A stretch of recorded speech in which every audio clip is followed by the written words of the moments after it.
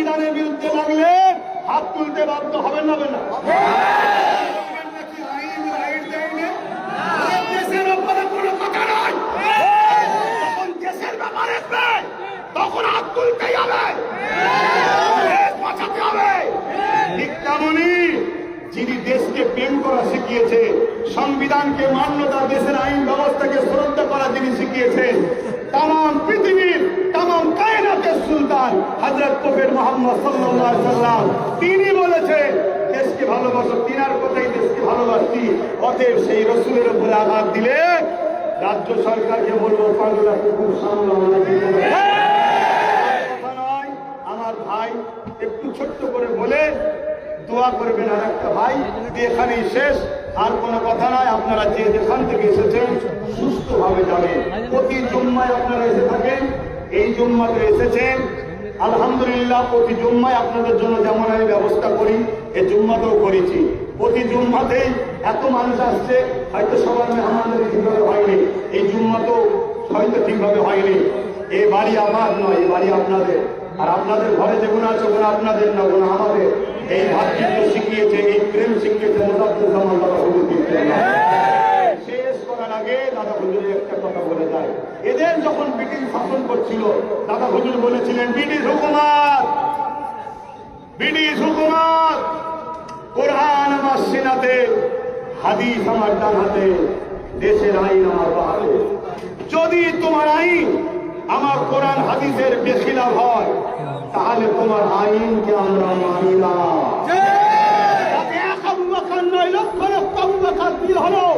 ইসলাম বিরোধী আইনকে মানব না। সেই আবু বকরের আপনারাও আওলাদ, আমিও আওলাদ, আমরাও আওলাদ।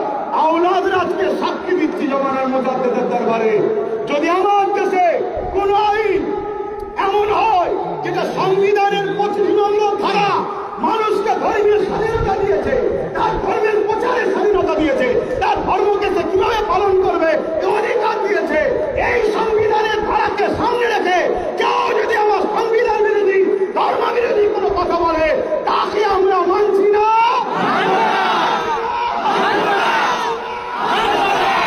প্রধানমন্ত্রী হতে পারে, রাজ্যপাল হতে পারে, আর রাজ্যের সিএম হতে পারে।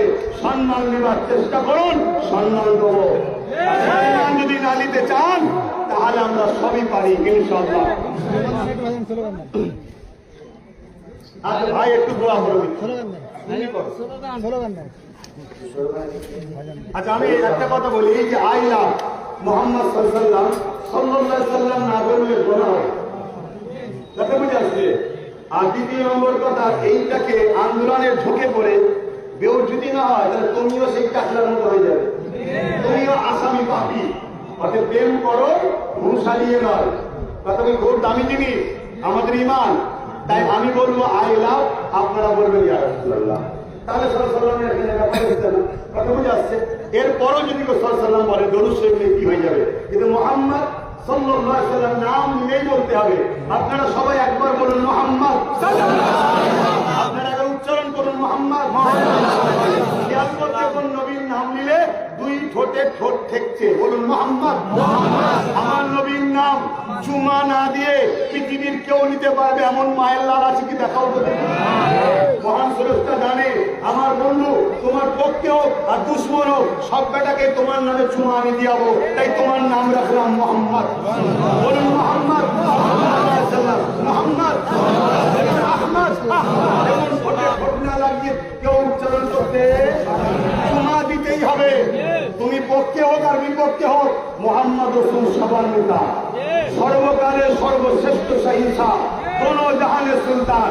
তিনি মানুষ জাতিকে অন্যায়, অত্যাচার, জুলুম, রাহাজানি, খুন, সন্ত্রাসী থেকে বাঁচাতে এসেছিলেন। আল্লাহ মহান স্রষ্টা মানুষ জাতিকে বাঁচাবার জন্য যুগে যুগে প্রফেট, রসুল, মেসেঞ্জার আওতার, বিভিন্ন সংস্কৃতি আওতার বলে, বিভিন্ন ভাষাই বলে, মহামনীষীরা এসেছেন। সর্বকালের সর্বশ্রেষ্ঠ মহামানব, মহামনীষী, রসুল, নবী, পয়গম্বর, আওতার, প্রফেট হযরত মুহাম্মদ সাল্লাল্লাহু আলাইহি ওয়াসাল্লাম। আমি বলবো আই লাভ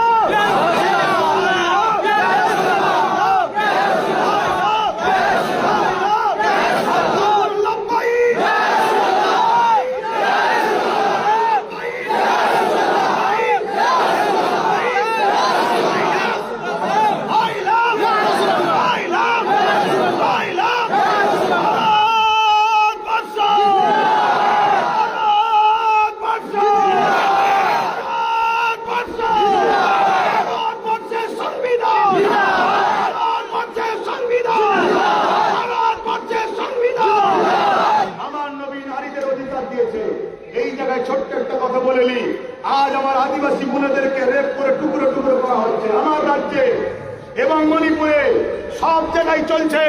তাহলে বলুন, এরা দেশ চালাতে এসছে না দেশবাসীকে লুটতে এসছে? দেশবাসীকে বাঁচার মেসেজটা দিলাম, খবরটা চিন্তা করবেন।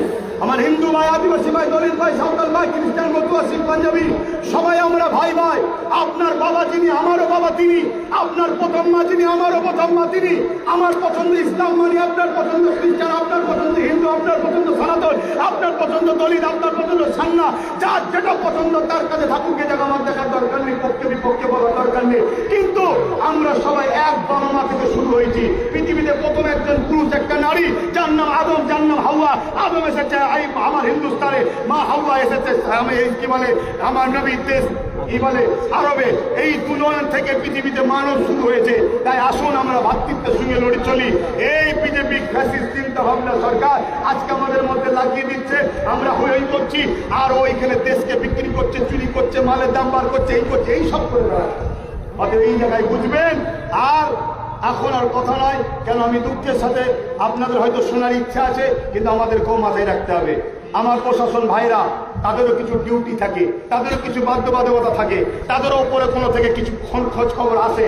অতএব তাদেরও যেন অসুবিধা না হয়, এটাও আমাদেরকে খেয়াল রাখা দরকার। তাই ভাই, তুমি চলো চলো চলো, শট মারতে দেখবে, বেশি মুখের কাছে লিখে বলি। আসুন। اللهم آمين. اللهم آمين. ربنا ظلمنا أنفسنا وإن لم تغفر لنا وترحمنا لنكونن من الخاسرين. لا إله إلا أنت سبحانك إني كنت من الظالمين.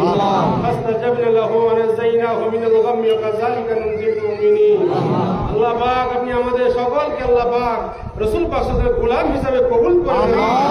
আল্লাহ পাক, আপনি আমাদের সকলকে রাসূল পাক সাল্লাল্লাহু আলাইহি উম্মতি হিসেবে কবুল করেন।